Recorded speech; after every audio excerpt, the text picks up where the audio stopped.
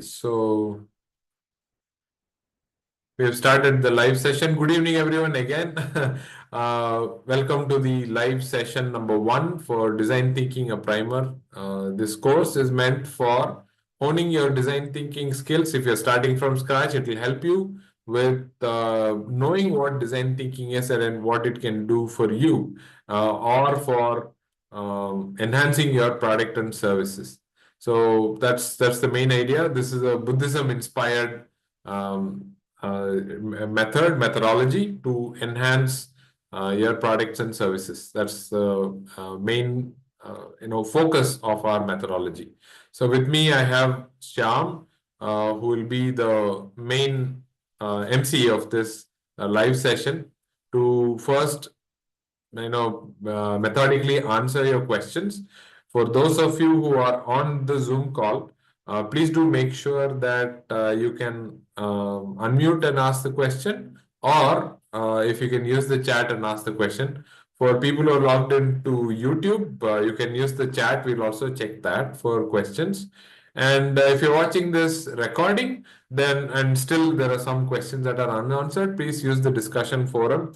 There are some really good questions that are coming up, and we would like to continue answering those also. Give us 2 or 3 days time within which we will definitely get to your question. Rest assured, all your questions will be answered in the discussion forum on Zoom or on YouTube chat. That's our promise, so to speak. Also, at this time, I would like to make a small announcement that one of the learners using the form has asked us so many questions, and we said we were very impressed, and we said we want to invite that learner personally to a session with us, and we will answer that, and we'll create that as a recording, and we will share it with you as well. So that's a little announcement I have. I'm overjoyed with the number of questions that this one particular learner has asked. So we would encourage you to ask those questions also. Sort of encouragement to other learners to ask as many questions as you can. Okay. So over to you, Shyam. Thank you so much.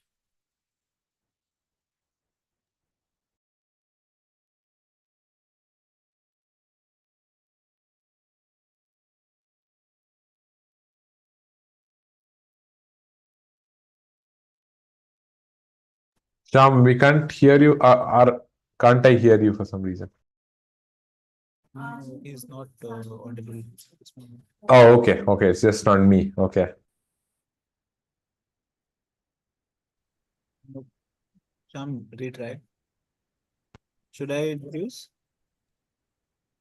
Yeah, I guess go ahead. Okay, we still can't hear Sham. It's okay. So, good evening, all. Welcome to the live session. Of course, you've heard about Dr. Bala speaking. He teaches at a couple of places. He's a professor with Symbiosis Institute of Business Management, SIBM Pune. He is also a guest faculty with IIT Madras, and he's taught internationally also in Mexico and a lot of other places. He did his PhD from Arizona State University, US, and BTech from IIT Madras. There he's also authored one book called Design Thinking, Karmic Design Thinking, which of course we'll display a link of in the next slide. And he's done quite a lot of impressive work, so maybe you should follow him and look at his website, and follow him on LinkedIn also. I am Sukrat, and with me is Sham. And Sham, can you skip to the next slide? Yeah, so this was the book that I was talking about. This book is called Karmic Design Thinking.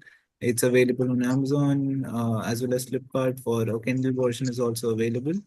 And I think there is an offer going on this. So in case you want to avail it, you can avail it right away. So that was all about the book. Why this is important is, in addition to the course that you are into right now, along with the videos, this will also give you a little more context as to what exactly we are talking about, a few more examples and stories that will enable you to understand the subject better. And yeah, I mean, we would recommend you to, read through this book. It's a cute little book with a lot of nice images and examples. So I think it will enhance your learning experience. Sham, can you do the next slide? Am I audible right now?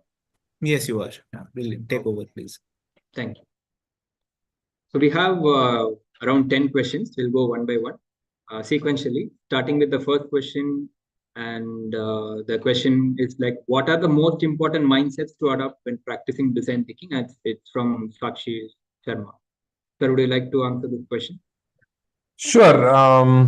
Before I start this answering this question, I just want to display a link on my own camera. So can you stop sharing the screen for a, I don't know, microsecond, I guess.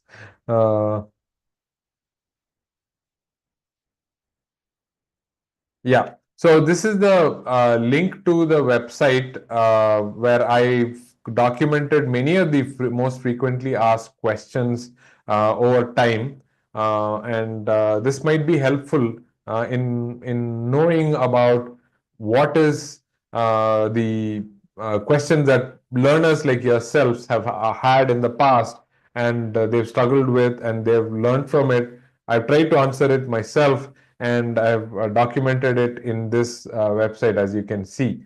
It's called Ask the Design Thinking Doc. My website is balaramandre.net/series/ADTD.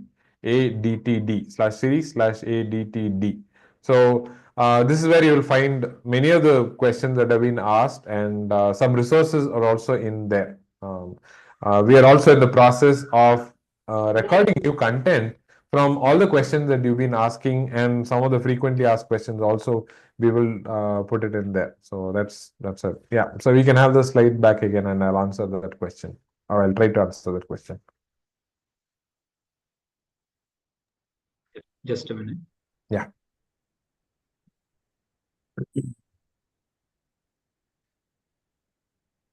Yeah. What are the most important mindsets to adopt when practicing design thinking? I don't know about in plural. One of the key attributes of a design thinker is curiosity. So if you're curious about what is going on with the usage of this product, what is really going on with, why aren't they using the product as I intended them to, or a service. When I mentioned product, it could also be a service.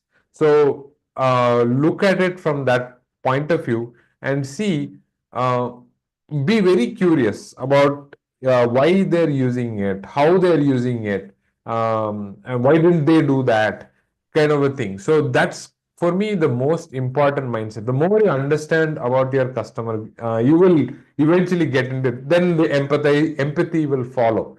If you're curious about, let's say, an example of using a pen. Why are they holding it like this? Why do they keep it in their shirt pockets? Why do they keep it in a box like in this orientation? You could ask all sorts of quote unquote silly questions, right? So where did that stem from? From a curiosity to know why they were using a product in a certain way. Why are they slouching in the classroom when the lecture is going on? Like they'll be sitting like this or like that or like this. Why are they doing that? If the teacher is curious about the student, they will know a lot more about what is going on with the student, right? Or if you're watching a bus driver, and you want to help them lead a better life, you want to look at that. They'll look at that and said, why is this person keeping their hand on the gear stick all the time? What's going on here? Then all the rest of the stuff will follow. You will empathize, you will look at it from their perspective, you analyze their problems, you can generate ideas, you can come up with different prototypes, you can do all of that good stuff. But it all starts with this curiosity to begin with. Okay. Once you have a curiosity and it's satisfied, it shouldn't end there. You should have a passion to solve this problem. You really feel for them. That's the passion part of it. Compassion is the willingness to do action based on what you saw, and passion is the willingness to continue it all through till you see that your end user's life is much better than what it used to be. So all this put together are, let's say, quote unquote mindsets. So I talked about curiosity, I talked about compassion and passion. These three will help you with that. Thank you for a great question, Sakshi. Thank you very much, sir. We'll move on to the next question now. So, Rita Srivatsava want to ask some of the case studies where DT were successfully implemented and innovative solutions were brought into existence. So, Okay. could you please share your insights on such case studies you have come across? Okay, interesting question in the day and age where everything is available on your fingertips or on, just a prompt away. Anyway, yes, there are plenty of case studies. Just I don't know, it's so many that we can't show it all. However, the website link that I showed you early on, the Ask the Design Thinking Doc series that I've written, there is a blog post that I've written about some case studies that may be useful for you to understand how people have used design thinking in order to arrive at innovative solutions. That's one quick answer to what you asked. Uh, this second question I have is you could also refer, I mean, use your internet search engine to look for design thinking case studies and your domain name. Okay, so let's say you are an economist. So look for design thinking case studies economics. You will find people have documented how they have applied design thinking methodology in economics. Okay, substitute that with any of your domain: mechanical engineering, human resources, teaching, shipbuilding, you name it. You put in this search query term, you will, I can almost assure you that you will find at least 3 or 4 really good case studies out there which people have documented, because a lot of time has transpired from when it was thought of as a unique methodology to very different varied applications of design thinking. So I'm not giving you a straightforward answer like this is here is the case study, but I've told you how to have this to look for these case studies yourself. One of the learner has shared. Somebody has shared a link also. Yes. Yes, go ahead, Sukrat. Hey, Shyam, thanks. So, in addition to what Sir said, if you want very specific brands or the applications that where you can actually see in real life and in almost day-to-day thing, there is a brand and app called Spotify. So Spotify, what it does, why it actually works out for people is because it gives out very personalized recommendations, or it makes playlists for all of you. So initially, what is the difference between Spotify and the other apps, general music apps, is that there is music existing on all platforms, but is it curated for you? That was something that Spotify identified as a problem for the user. They understood that people want a similar kind of music or one specific playlist made for them to work on or work out on, or very specified curation of playlists happen through Spotify. So they have Discover Weekly, they have personalized weekly or daily playlists made for individual users for their preferences.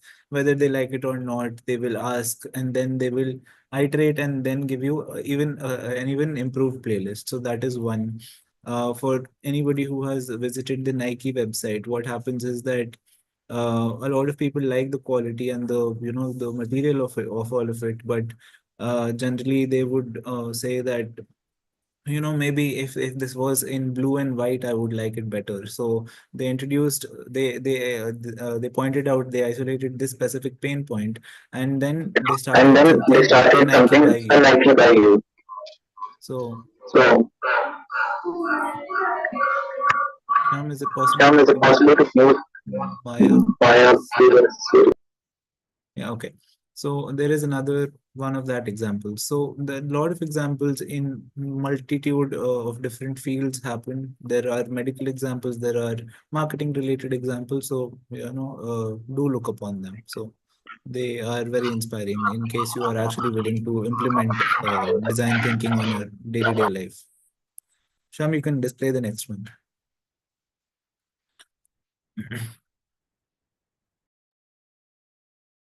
Feel free to ask questions about it also, it's fine. Has Sham discontinued? I'm not sure. No worries, I have the next question with me. Yeah. Just 1 second. How design thinking is different from engineering, as engineering also solves problems. Very interesting. Yes, it's true that engineering is meant as a discipline to solve problems and in a very unique way, in a different way. However, in design thinking, one of the key areas of focus is the human being using the product, which is what we call human-centered design. Uh, when we look at the users of the product or the service, let's say, let's take a typical engineering product. I used to work with a company which used to make aircraft engines. Okay, this is a hardcore engineering product. On two sides of the airplane, you can see those engines attached. Okay, so that's great. It's brilliant. It works very well. This company, when they installed, and it's a great product. It has all the features. So it's an engineering product. It has great thrust. It has great fuel efficiency. It has reduced noise. All of that the team thought about. But when they installed it on the tarmac for the first time and switched it on, it acted like a giant vacuum cleaner. It just sucked up all the dust from the tarmac. It was it was the best vacuum cleaner, the most costliest vacuum cleaner money could buy. What the engineers, um, I don't want to use the word fail to see, but the human part of it, which is the where the product is going to fit in the environment, the eventual users of the plane, is what was missing in that perspective. I'm of course narrating the story of a CFM class engine used in the 737. So eventually they solved the problem using a chamfering. If you look at a 737, the next time you go take an airplane, look for a Boeing 737, look at the engines. It's not a perfect circle. It's actually almost circular. The bottom part of it is chamfered, right? That means it's a flat. The reason is that when they put it on the tarmac initially, it started, sucking air like that. It was too close to the ground because the airplane itself was very low, and so they had to sort of make it above this. So it's not a failure story. It's a grand success story. It's one of the most efficient engines on planet Earth. However, uh, a little dose of human-centric thinking, again, this is hindsight 2020, would have enhanced the engineering perspective, saying this is where it's going to fit. Let's also include that in the parameters. So I would say, yes, they are doing the same thing, but from two different perspectives. You need the engineering knowledge. The solution came from the engineering knowledge, but the problems came from the human-centered thinking. So they have to work in tandem. And you can see why TRIZ, a hardcore engineering methodology, is bang in the middle of design thinking. This is the reason, because one cannot survive without the other. It's like yin and yang, to use a philosophy, another philosophy, Eastern philosophy here. Okay, so it's the engineering mindset which will help you solve problems very efficiently, and it's the human centric nature of design thinking which will help you think about and foresee what problems could Good arise afternoon, Bhaiya. and arise. So that's the key in the merger of these, and that's why it's bang in the middle of our methodology. Yes, thank you so much. Over to you, Sukrat slash Sham.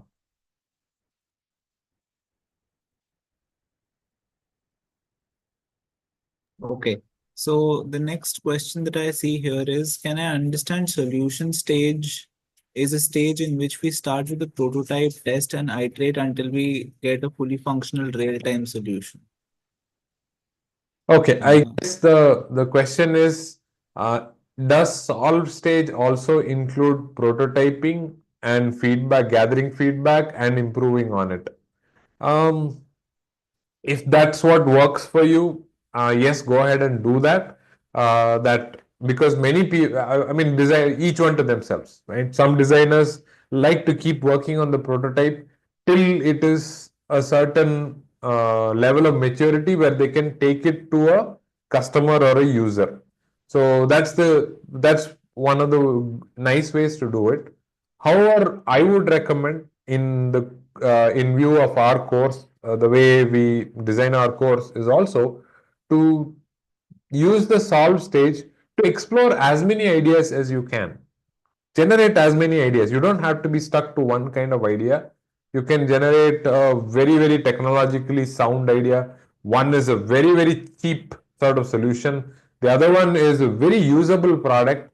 The fourth one is environmentally friendly product.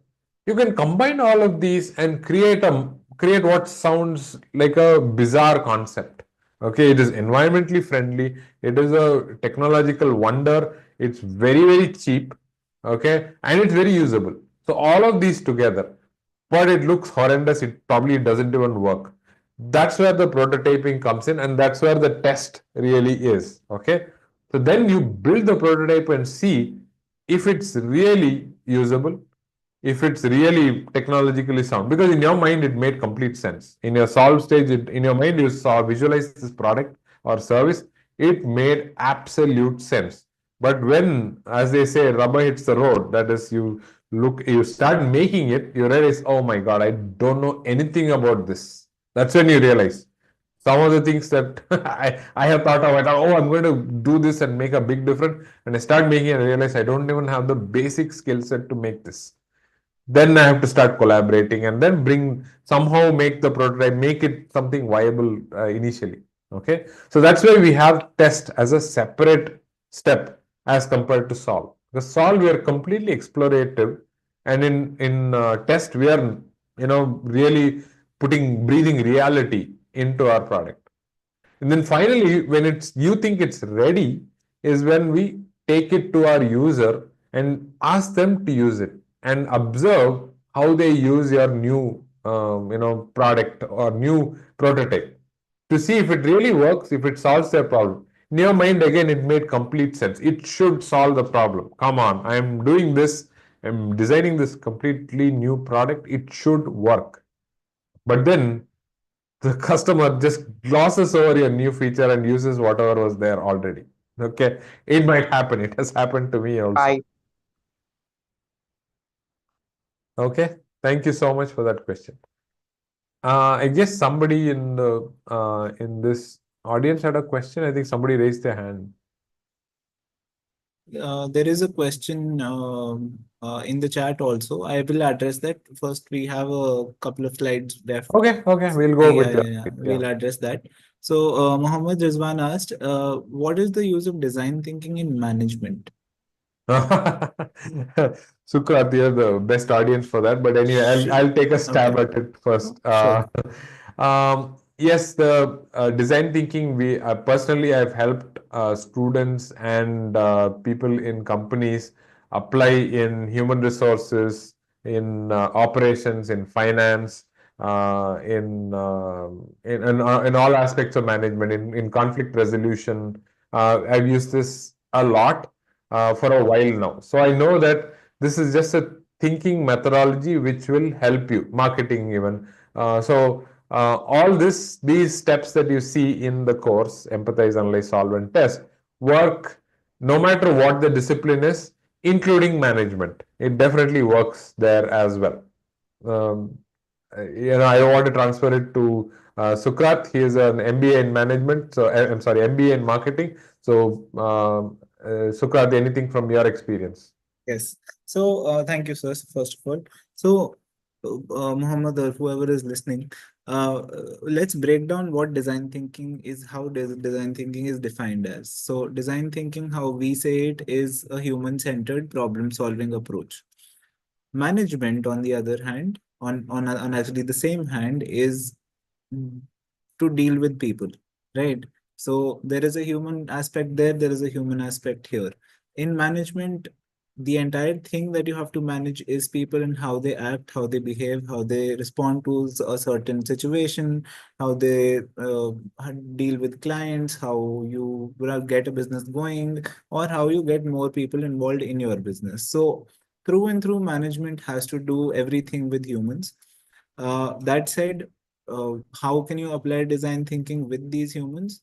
Sit down with them. If they are your clients, look at what their problem is and offer solutions around it. If they are the people that you work with, your co-workers, if you are heading them, if you are managing them, look into how they are uh, dealing with day-to-day activities, or what their general stance on specific things are, and you understand what their problem is. Sit down with them and maybe ideate as to how you can improve their situation or solve a specific problem that they're coming up with, or the problem that you have observed while they are working.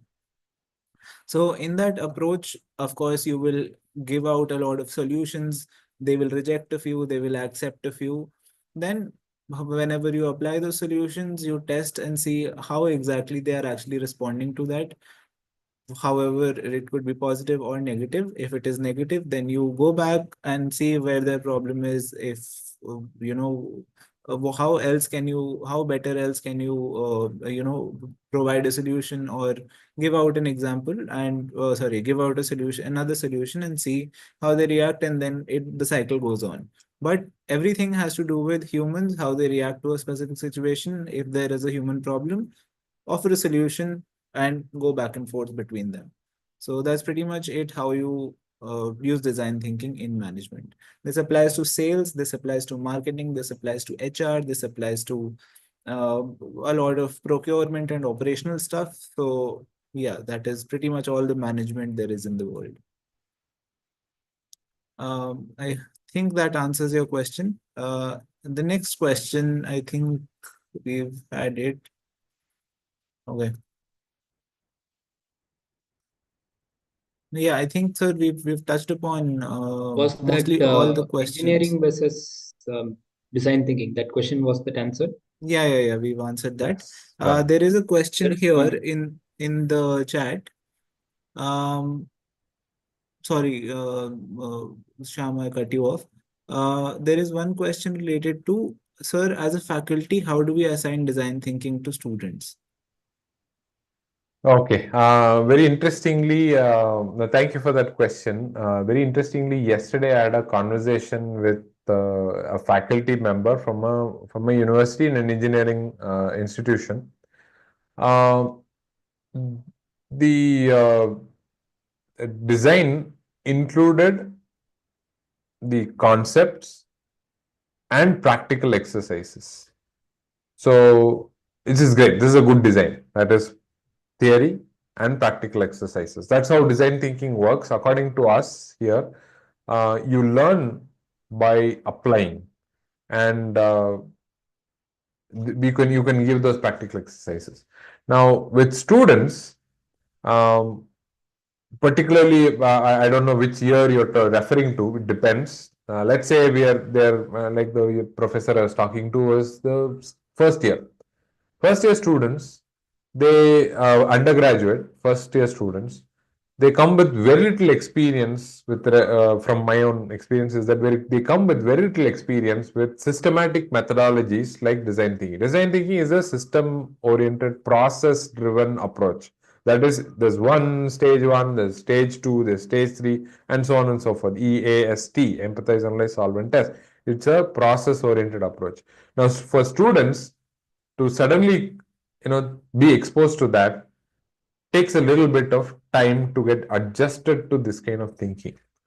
So My suggestion, if they are freshers, first years, maybe even second years, to ease them into this kind of thinking. How do you ease them into that? Give them very ordinary products like a ceiling fan, a tube light, a telephone, a smartphone, a car, something that they can connect to, they're used to, and ask them to apply design thinking concepts on these while you cover the concept. So you cover a concept, ask them to do a practical activity, project phase one, then again teach them the second concept, ask them to apply it. This is how I do it. So 3 and then apply, 4 and then apply.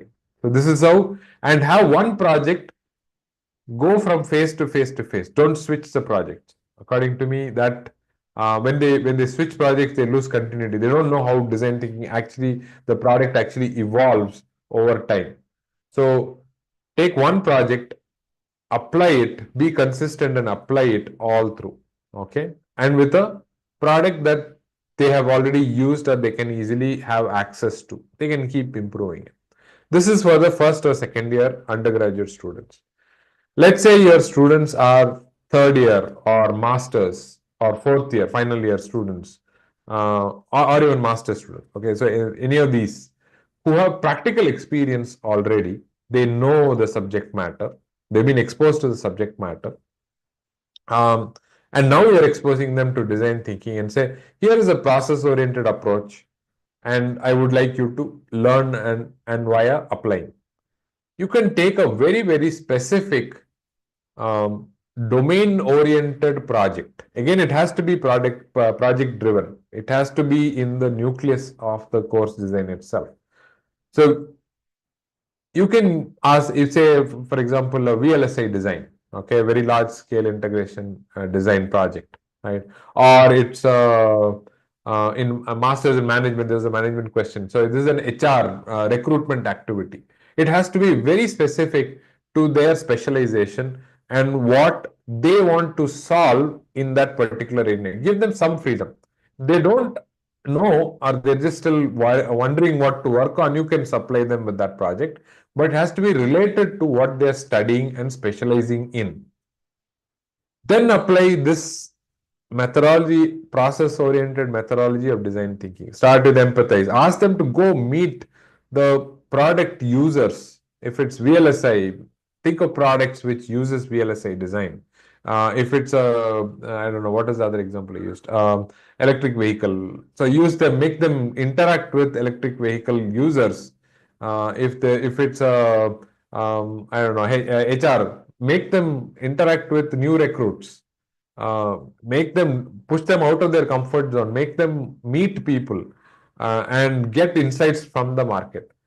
This is irreplaceable. This experience will be there for their lifetime. They will not forget it. They will remember every instant in this project.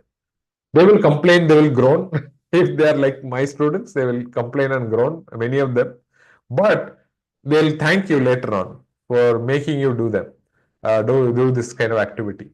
So this is something that I have enjoyed watching them do and helping them with the process also. Many of them when comes, sir, they don't open up to me at all. They shut out. Once I had a clipboard with all the questions I had prepared, I went there and they completely shut out to me. I said, why do you carry a clipboard? They think you're selling something.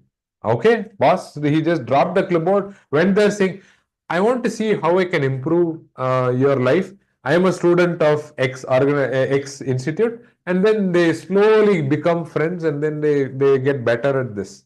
So this is a great skill to have, and it will be with your students for a long, long time.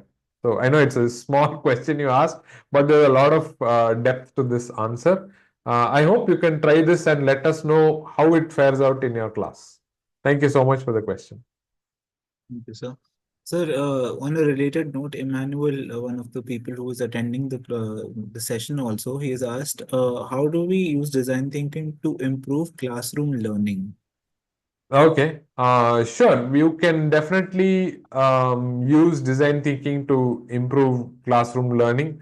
One of the very simple things to do is to go to the classroom and sit where your student sits and watch the whole class from their perspective. Maybe attend another teacher's or professor's class. This will give you a very, very simple step to do. I mean, you can do that, sit there and find out what does this class look from your student's perspective. Okay, this is a very, very simple step to do, but it's very effective. I've tried that multiple times. I go to corners of the classroom and see what my class, of course, I can't put myself there and there, but you can sit in another professor's class and watch the whole proceedings from their point of view. Last bencher, first bencher, middle bencher, side one. You can watch all of that and see what all insights you learn. That's step number one that you can do. Step number two you can do is to meet your students in an informal setting where the bar is lowered, the guard is down, and you can really tell and interact with them and find out what is really going on. If they feel very awkward, you can also sit in the next lunch table and see what's going on. Not in a eavesdropping sort of way, but see how the dynamics is, how they're interacting and all that. All this actually helps you in redesigning or designing your learning experience itself. This is the first step, is to first identify yourself with your students. When we were students, something was true, it no longer is true. So we can't go with the assumption that, hey, I have seen all this from my own eyes. It must be the same thing and we designed the course. Been there, done that mistake. So do it afresh, look at it from their perspective. Maybe, distract yourself by having 3 or 4 devices right next to you. That's what a current student is going through. They have so many courses. They have all their gadgets, asking for attention all the time. How does it feel to attend a course in such a distracting environment? Go ahead and feel that for yourself. You will learn a whole bunch of insights that no one is telling, no one is even talking about. You make simple tweaks and see if it really helps you. So I actually traversed through the different steps of design thinking. You can analyze and find out also. But think about small tweaks that will make your students' life better, their learning experience better. Then slowly get brave enough and introduce some more steps, some more scaled, experiments. So, if you will, believe me, some of them will not work. Some of them will be a resounding success. From my own experience, I used to give feedback verbally to my students when they presented in class. So I thought this was great. They're getting feedback instantly and it worked. And then the grade points used to be a week later or 10 days later. And the students would come back and say, why have you given me this point? Why is it low? I said, I thought I shared the feedback with you in class. And the student wasn't satisfied with that answer. I realized that, yes, it is fresh in their mind when I'm talking about it. However, they don't take it back. The moment they step outside the classroom, they've completely lost track of what's really going on with that class. So the simple thing that I started doing was write it down, a few notes, jot a few points and share it with them. And there's plenty of lovely technological solutions that will help you.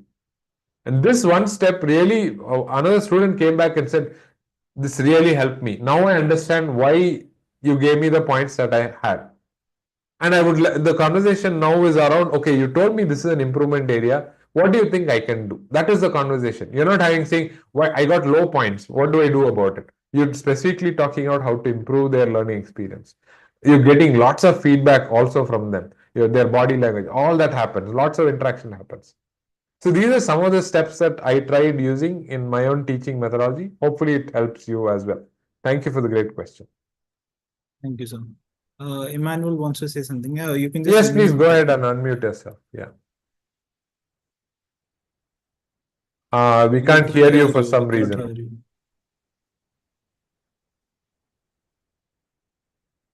Try unplugging it, use the laptop volume, laptop mic. We can't hear you. Not yet. Yeah, just unplug it and plug it back. It usually Zoom recognizes that, oh, this. Are you getting me, sir? Oh, Yeah, yes, yeah, yeah. we can hear you. Yeah, We get it. Yeah. Yeah. Now, thanks for the opportunity for having live chat and discussion with you. please. I'm one of your students in the design thinking online course. I'm from Graphic Era University. My name is Emmanuel George Kawe. Hey, nice meeting you. Okay, sir. Thank you. Concerning the question I asked about how do we use design thinking to improve classroom learning? Thanks for answering the question. But I would also like for you to answer it from another context. Mhm. The first context was for about the teacher. And this context, I would like for you to please answer it and make me understand so I can learn from you from the student context or perspective. Okay, okay. Okay, I assumed that when you said improve classroom learning, I assumed you're a teacher. So that's why the entire question was from a classroom teacher Yeah, perspective. Great question. Okay. So wow. So you can look at um, if you're trying to improve your classroom learning itself, this is a personal experience that you're trying to improve. You can see we are great at helping somebody else. Okay, so when you try to see how can I improve my classroom experience, we're not so good as consultants to ourselves. So my advice to you would be to look at your friend, your classmate, and see whether they're better learners than you or not so good. That's not the point here. The point here is to see the learning experience from their point of view and see that what are they doing and how are they doing this learning. Um, do it with a couple of your classmates, your friends, and see how they absorb this or not absorb this classroom learning experience. So note down what is it, how does this experience look at it, and go with the intention of not helping yourself but helping your classmates. This is a big difference because we are great at helping others. That's how as humans we are wired to do. We are great at helping others. So try to look at it saying, okay, my friend George is very attentive. He is writing notes all the time. He rarely looks at his devices. He is focused on the teacher. Whereas my other friend Katrina doesn't look up at all. She's always on a device and she doesn't seem to do well in the course either. Now you have two data points to compare as to what their points of view looks like. So now you can have a sort of customer journey. What does their journey look like and what are the pain points in a student's experience? Once you see that, you will realize that, yeah, those are the things that I'm facing. I'm facing the fact that George is not able to write notes as fast as the professor is saying, dictating something. Katrina is not able to pay attention because there are so many notifications that are on her phone and she keeps it right there on that. Here are two problem statements. Maybe you have the same problem too. Okay, right? So now think about why is she placing her phone on the desk and it's distracting her. Why is she doing that? Oh, that's right. She is part of a committee that sort of is working with somebody, and that's why she has to be on call all the time. It's not that she wants to be distracted. It's like this. Now you realize this. You are doing the analysis and trying to find out more, and then you say, okay, can I somehow try to help her with this? What can I do? And then you think of ideas for that. And then you suggest it to Katrina saying, can you do this so that you don't get distracted and you can focus on this? With the intention of helping her, not being condescending. You're trying to help her. And George is here, on the other hand, looking at and not able to follow at the pace of the professor. Why is he not able to do that? Professor is fine. He's stopping. He's doing it very well. How come he's not able to follow? Oh, that's right. Maybe George doesn't note down points. If he's trying to write down the entire sentences, maybe I can help him do short, bullet points. Maybe I can train him on how to take effective notes. Maybe I'll tell him how to do the Cornell note taking method. So these are some solutions. Then you can see if that works for George. So these are some ways in which you can help your classmate. By doing so, you're also learning about yourself. Because you're a student yourself, you'll also learn about that. Maybe perhaps it will help you as well. That's my trial in answering your question. Thank you Thanks for the very much. question. Thanks. Thank you, sir. We are, I think, in the last 10 minutes.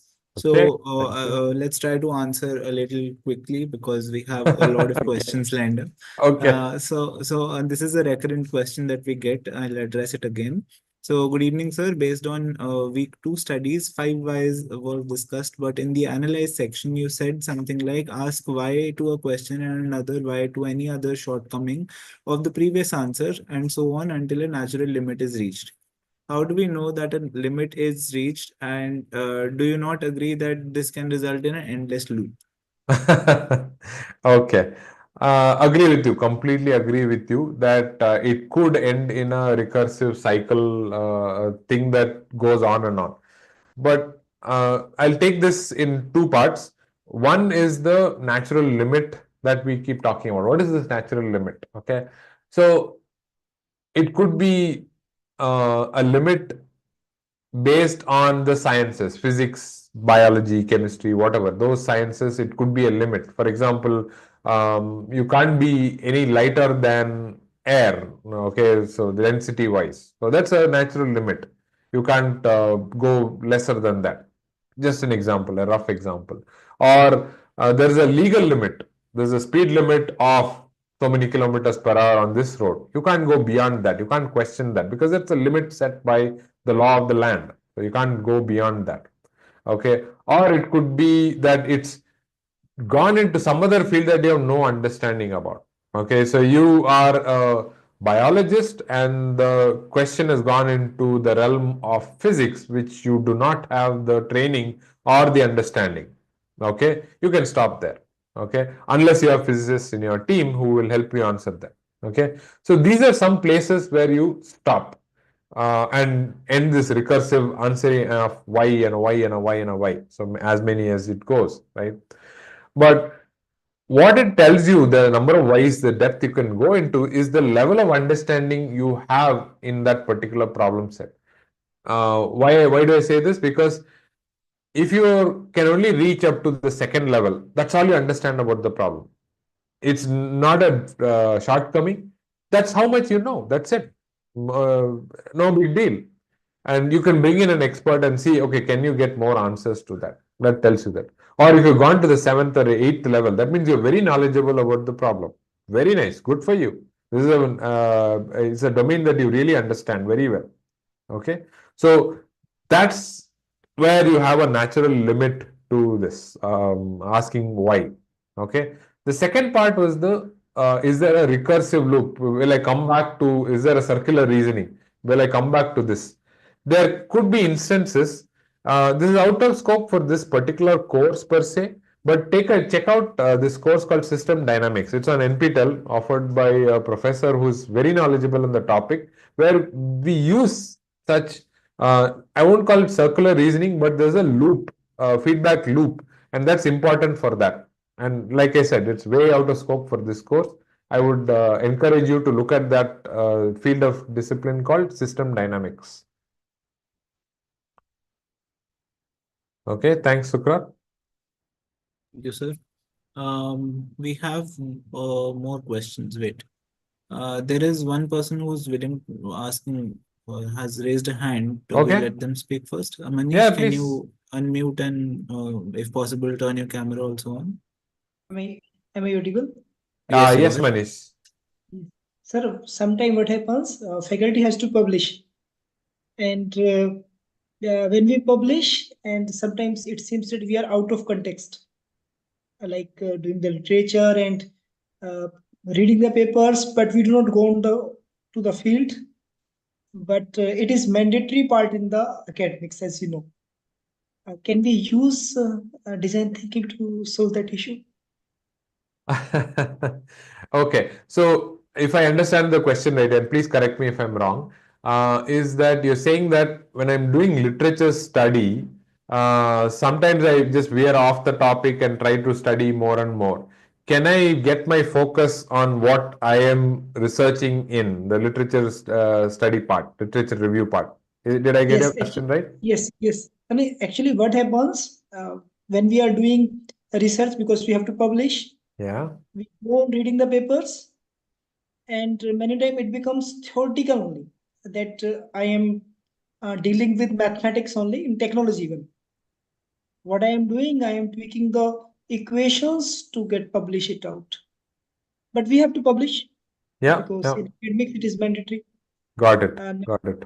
now Yeah. I want to relate it to Hmm. design thinking. Okay, I get your question now. So ask yourself a very, very simple question. Who is using the results of this paper that I write?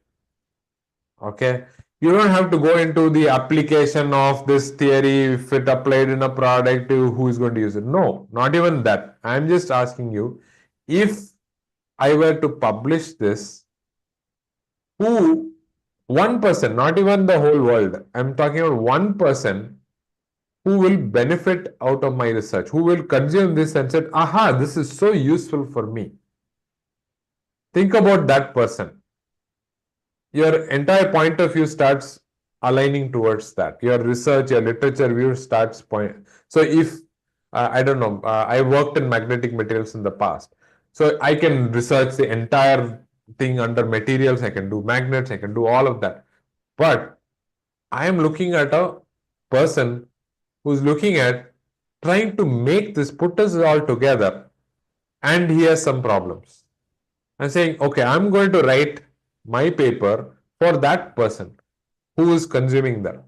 Then your thinking becomes much clearer. I mean, we don't even have to go into analyze, solve, and test in this case. Just start with that narrow focus of who is that one reader of my paper who will benefit out of this. It could be a downstream, the down this department colleague. It could be next door colleague. It could be a graduate student in your university. It could be anybody like that. But just pick that one person and write for this. I'm shamelessly borrowing it from a person who's called Warren Buffett, who writes his shareholder documents. Shareholders also can get complicated letters, but he used to write it addressing his aunt Susie. And after he's written the document, he would just erase that dear Aunt Susie and write dear shareholder. Okay, so I'm borrowing that from that idea. That just focus on that one person and see how it will benefit from that. Probably will give you the focus that you are seeking. That's my advice to you. That's how it has benefited me in the past. Thank you for the great question. If it not answered your question, please let me know. I can see if I can make the answer better. Yes, I do the answer. And that one person can be the researcher who is citing my article. Could be, yes. Whoever is benefiting out of that. Yes, absolutely. Absolutely. Thank you. You're welcome. Sir, Very I've interesting. received a direct message from Sri Satun. It defeats the purpose of getting a direct message. The question is, will design thinking be helpful for CA? And I believe this is the part where we tell them where design thinking should not always be applied. So please go ahead. The question I'll repeat, will design thinking be helpful for CA? CA is Chartered chartered accountancy. accountants. Okay. So, yes, I would think I do interact with chartered accountants on a, let's say, a monthly basis.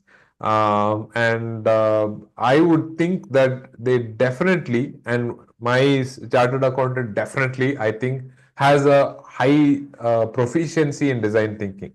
Okay. Because in chartered accountancy, you are probably very good at it. So you don't see it as a thing that needs any improvement. But look at it from a perspective of, let's say, me. Okay, I don't know squat about finance or anything about what goes into a statement, the filing, the income taxes, which keep changing every budget and every quarter they keep changing some rules or regulations. I don't have the knowledge nor the bandwidth to go and understand what's going on in this space. It's not my job, is what I think. Okay. So look at it from your user's perspective. I am the client, my CA is my CA, and they look at it and say, this guy will not be able to understand the 1% change that they have made. What can I do to make this person understand what has changed? For example, okay, the recent budget, there were some announcements made. How does that apply to this person? Think about one person again and then move on to the next person. So it's a small business owner. How does that affect? Yes, of course it applies. So the answer is yes. So for chartered accountants also it applies. To your clients, you can look at how do I position and speak to them in their parlance that they will understand what I have to offer. That will make for the experience to be a lot smoother. That will initially, you will end up asking a lot of questions about them so that you can customize it and base it on what they already know. And that will make your solutions to be perfect and precise. You will know exactly what is it that they are looking for. Because the customer, I am a bad customer also because I never told my chartered accountant what I am really looking for. He had to figure that out. That's why I'm saying he had probably well trained in design thinking. He had to figure this out. That's your job also to figure out what the client is not telling you. Client will not tell you what they really want. You will have to figure that out. As a design thinker, as a chartered accountant who's trained very well in design thinking, you will have to figure this out. What is it that my customer wants? Starts with that empathize phase. Rest will follow. Rest we are all good at. You're a pro at what you do, right? So all that will follow. It's about that switching from your camera, you switch it off and turn on their camera and look at it. Look at what you're saying from their perspective. There is one question on fishbone analysis. Was that answered? Was it taken up and answered? No, it wasn't. No, it wasn't. Okay. I'll share my screen. Just a minute. We have 1 minute left. Okay. Probably one or two more questions. Yeah, can by take. the time Sham shares it, or he's already shared it, there is a person called Amit Kumar Mishra.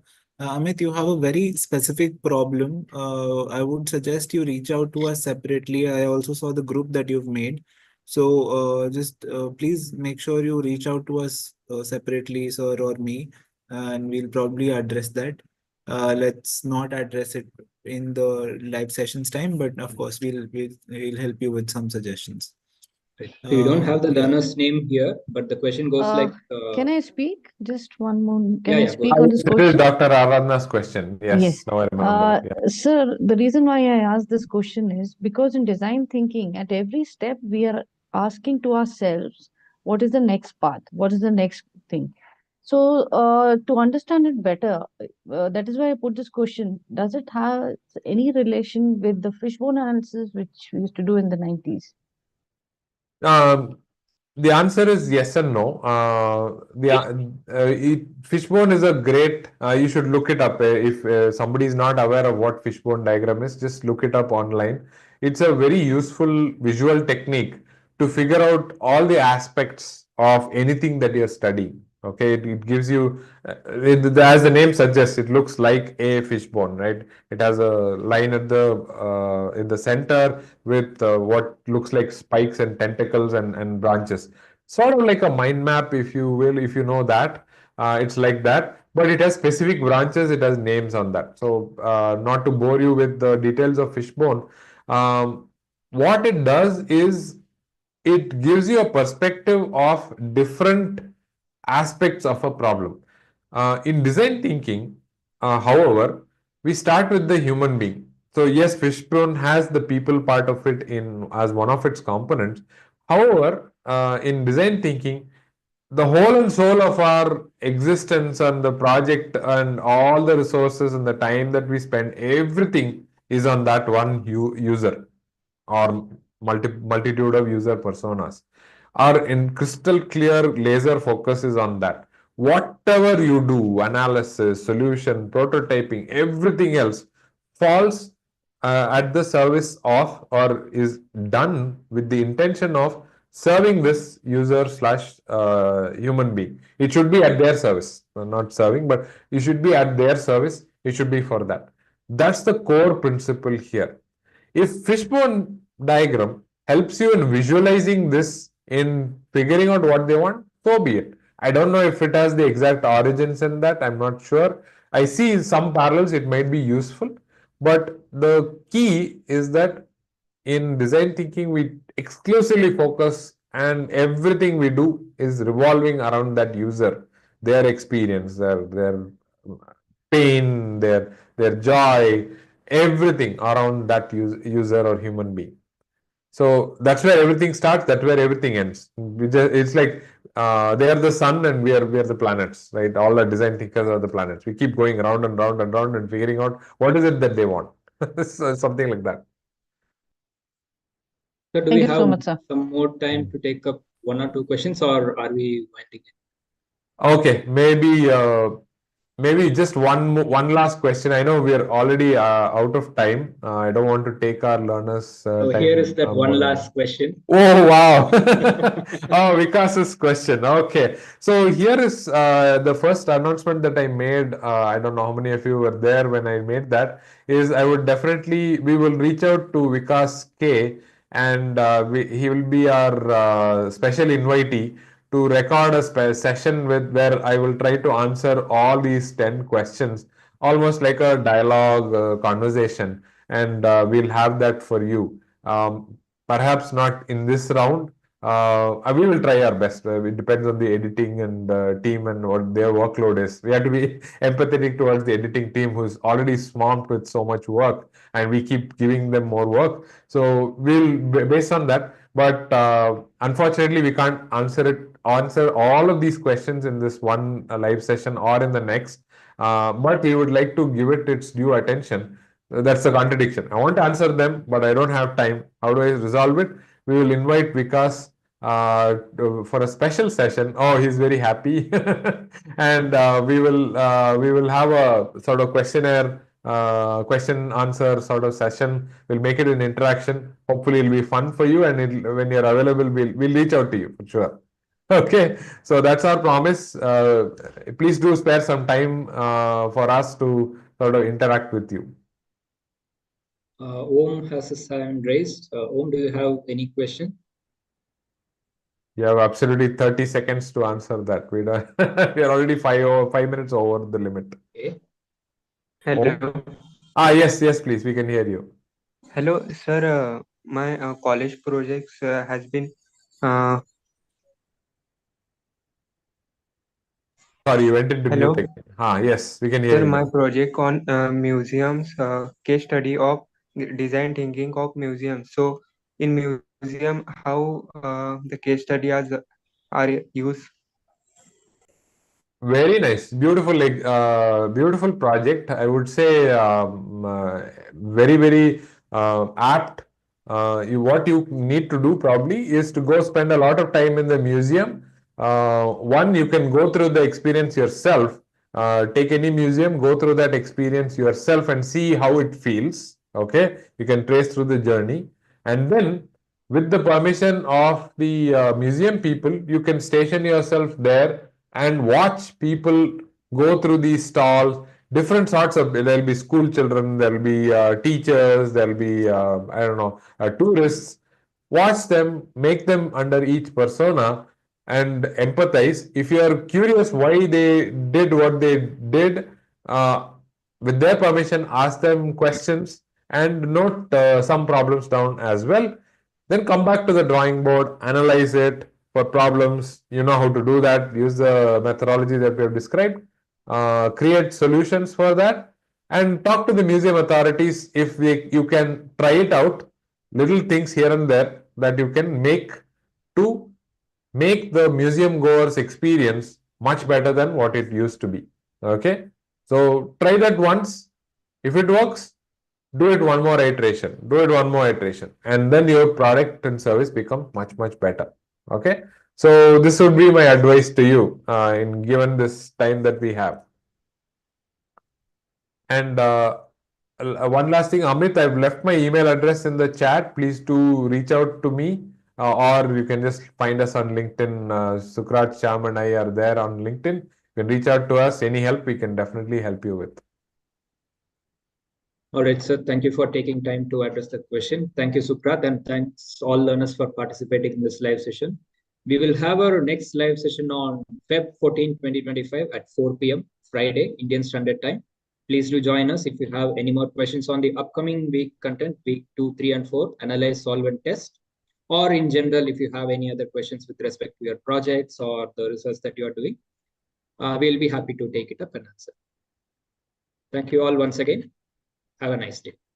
Have a Thank nice you, day, sir. everyone. Thank you Shyam. so much. Thanks, Shyam, Sukrat, and the NPTEL team, and all the participants for patiently, answering asking those questions. Thank you so much. See you then. Bye.